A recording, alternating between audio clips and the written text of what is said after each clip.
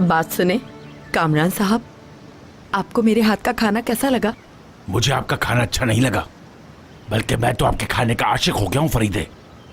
दिल चाह रहा था कि मैं तो अपनी उंगलियां भी चबा जाऊं। आज आपने इतना लजीज खाना बनाया था। हाँ, एक दिन ऐसा जरूर होगा इंशाअल्लाह।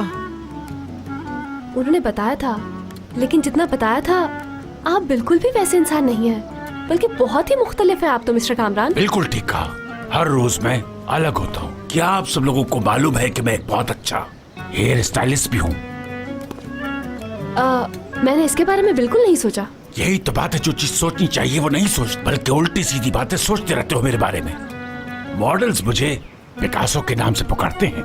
1983, 1984, 1985 में तुम्हें मालूम है मैंने बहुत सारे अवार्ड्स जीते हैं और बहुत सारा काम किया है।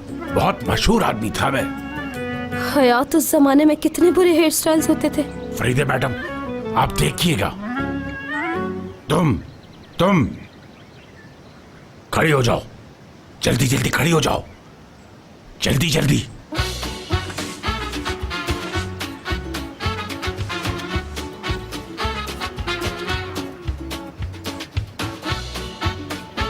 मुझे बहुत डर लग रहा है। ओहो, तुम डरो मत। जिस साल तुम पैदा हुई थी वो साल था 1982, और तुम्हारा घर उस वक्त समंदर के करीब ही था, ऐसा ही है ना? ठीक कहा, बिल्कुल ठीक कहा। यकीन नहीं आ रहा, आप तो सब जानते हैं। रुके रुके, मैं खुद ही बता देती हूँ, मैं 1981 में पैदा हुई थी।